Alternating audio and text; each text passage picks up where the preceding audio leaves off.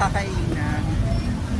But, our first choice of restaurant was Mang Inasal. My God! Inarang kami sa door. Kasi may pila, papasok ng restaurant. Yorn. So, sabi namin, naghahanap kami ng ibang kakainan. Meron naman ng McDonald's and Jollibee banda doon. So, lulusot tayo dyan. Actually, yan ang pupuntahan natin, yung likod namin. So, titignan natin kung saan nagsha-shopping ang mga pumupunta dito for very low-priced clothing, etc. We cannot really be a judge how much cheaper they are kasi hindi naman tayo pumupunta ng Divisoria. Hindi naman tayo nag-shopping sa saan ba? Sa Baclaran. So, iniisip ko baka they're just Baclaran prices. At dumayo pa tayo dito. We spent 63 pesos from Isitan Recto taking the G-Liner coming here. So, nakasimangot lang si TTT all the way sa loob ng bus.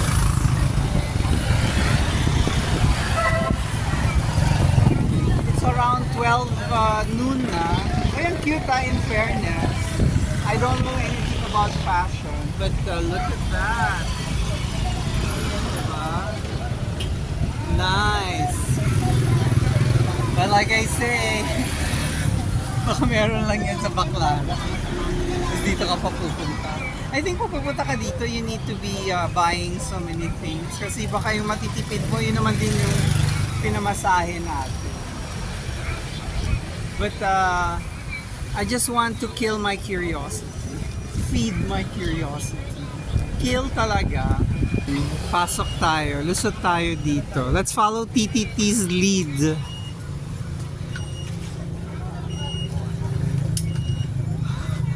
Alright. Are we seeing things that are interesting? Pero yun nga, wala tayong dalang cash. We have to withdraw money. Thank you. Bagay na bagay ito sa iyo, bossing. Dito yata tayo. Tititilit sa Ang pandong niyo sa ulo, bossing. Sige po. Yan. So yan na yung mga tinda nila. Yan, pants. Wow. Okay dyan, samahan nyo na po ng towel, boys towel. Yan. Oh, yan cute. Akala ko bags. Hindi pala. Ma'am, boys towel po, Tops. towel. Yan. Ang bilis maglakad ni TTT. Nakikita niyo pa ba si TTT? Towel po, madam. Okay.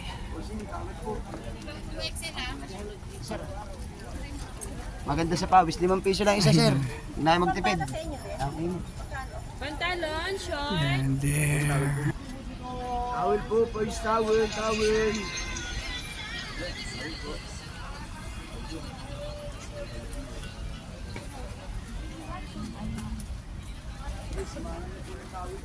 Ganyan na yung ano ko damit. Mawalan dito yung boss. Madam, yun po sa bata. Hindi na madam apat. Nalim mo ka na sindahan. May pasobra pa madam, anin na. Ma'am, boys towel po ma'am. Bin po sir, towel boys. Ito yung nakikita natin sa sa TikTok. Towel. Nakalagay Shein. Ma'am, boys towel.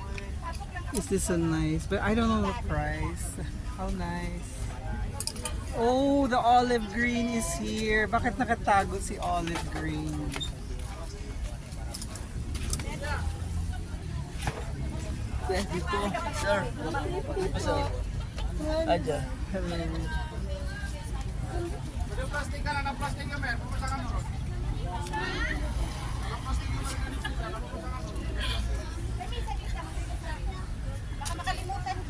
So saan ba? Hindi kasi tayo nanood bago tayo pumunta dito. Ubo na ako. Nauubo ako dahil sa sa dami ng Stella. So, hindi ko na makita kung saan yung McDonald's.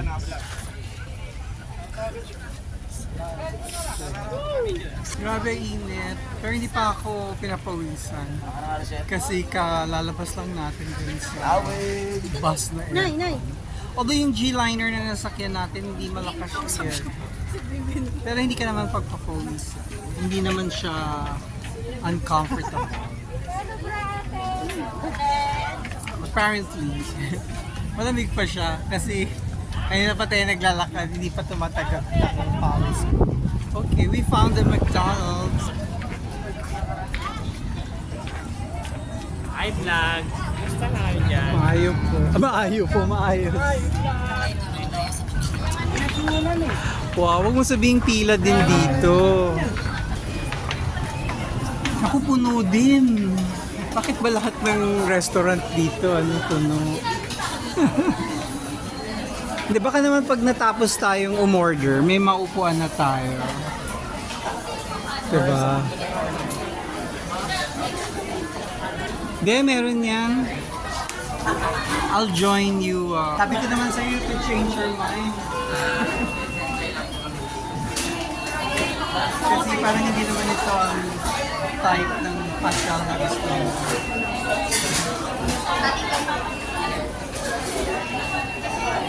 Nagpapaypay ang mga tao sa McDonald's. It's a holiday, although it's a weekday. That explains why there's so many people. So I wonder if mga dayo din yan sa bus stop, kami lang naman ang... Ay hindi, maraming bumaba. Pero dun sa before nag-turn left. That's why nagkaroon ako ng feeling na baka ito na. Although kasi may nakita akong Jollibee, wala man ako nakita parang may market. But then again, parang I had this feeling. Yeah. So, tapos I had this feeling na, oh my God, baka hindi, baka lumagpas na kami. So, yun.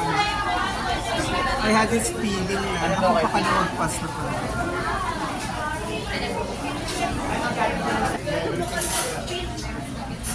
Tapos na kami mag-lunch. Minadali na lang namin yung lunch kasi parang walang aircon sa loob ng McDonald's. So dami ng tao at sa init ng panahon. But I checked naman the weather today here in Taytay. 26 degrees lang naman. Pero para kang matutunaw. How's your weather? It's scorching. It's crazy scorching. It makes me drop. So let's go back and walk.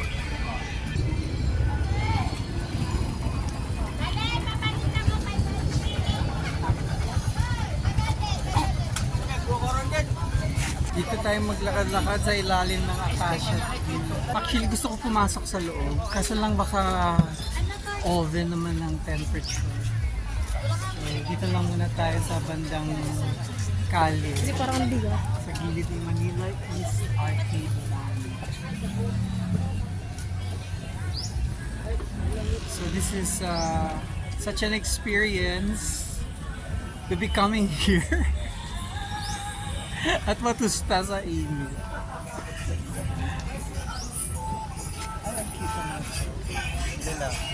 Magkakanin ganyan.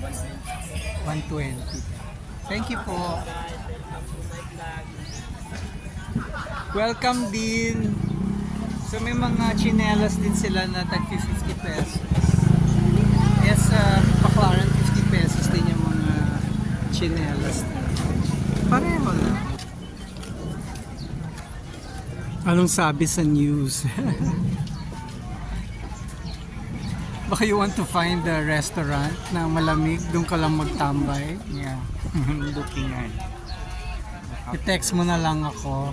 So let's part ways. Yes. Okay. So, mag-isa na lang tayo. Malapit na tayo sa Super 8. I need to find a bank. Well, sa bagay, wala pa naman ako nakikitang gustong bilhin. So, kailangan maikutan lang natin ng mabuti. I think, ang gusto kong makita yung mga bed sheets, punda, yung gano'n. Because that's what we need. Paabot na tayo ng dulo. Let's see this. 120 cargo shorts. Pero ang ano, ang hindi ko gusto yung tela.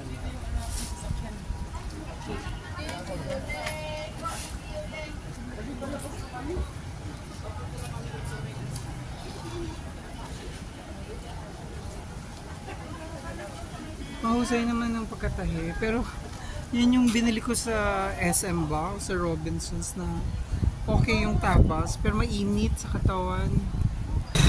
Ang tansya ko, parang wala naman talaga akong mabibili dito. But since we're already here, para hindi naman sayang yung ating pagpunta, bibili na rin. May dalawa akong batang nagbebenta, pero breeze ng mga knock-off na beds. So, bibili natin. May tag-50 sila, tsaka targa 3 for 100. I'm leaning on the tag-50 pesos. Pare, acting. O ba mga rangan? Okay. So sabi mo tag-50 to. Okay. So XL. Oo. Ano gusto mo? Asan yung XL? Parang may red naman ako. Ito gusto ko ito. Ito XL din to. Sure ka ha? Ito makabasa. Isang ganito XL. 50 rin ito. May black ako eh. Ito, magkakano to? Hindi. Wag na. Bibili lang ako kasi naali ako sa'yo eh. Masyado naman. Blue? Tapos 100 ang hawak ko. Asan na yung blue? Sige. XL tingnan natin.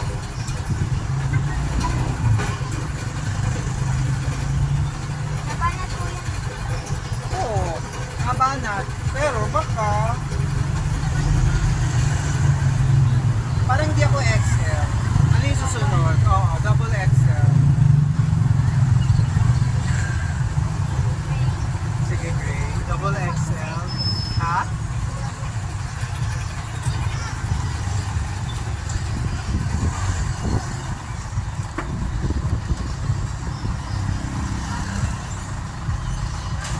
Walang double XL.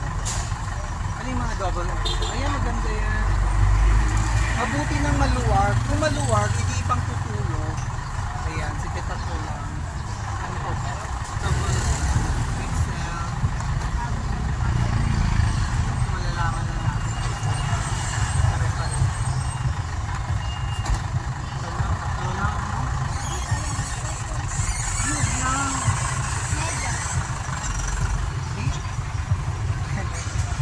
Magaling to magbenta. Yan yung boxer, kabenta sa amin ng boxer. Oo. Hindi sa akin. Pwede ko type ng boxer. Medyas, bag. Sige, okay lang. Bag. Para may bag ka rin. Ito, may bag. Thank you. Anong pangalan mo, Iha? Princess, thank you. Gaano po kalaki yung 20? 10? Ah, okay. Hindi yung 20 na. Ang init sobra. Kailangan i-turn off na natin tong telepono kasi umiinit din yung telephone. Pamaya hindi tayo makaka-record. Or kung makaka-record tayo, nagwa-warp yung image. Nanginginig. Wow, sarap.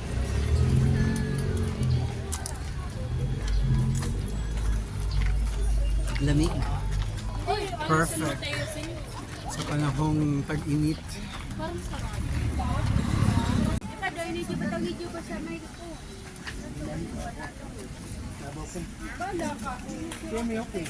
Hindi na nakaka-okay. So it's 2:37 p.m.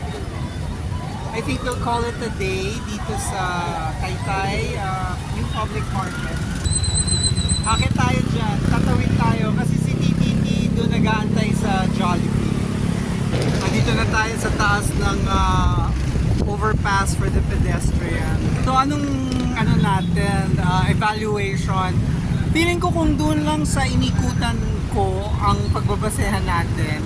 If you're coming from Metro Manila proper, you don't have to come here. There's nothing to find very special over here. Although ngayon, na nandito ako sa taas, may nakikita ako. Hindi ko alam kung makita sa bureau, kung malinaw. May tinatawag silang SD Mall Star Manufacturer Center. It looks like a mall. I don't know kung anong meron doon. But kasi I'm going to go to PTT at mag-aalas stress na. So, tatanungin ko kung may matatanungan tayo sa Jollibee kung anong meron doon. But if not, this is bye-bye from Taytay, Rizal.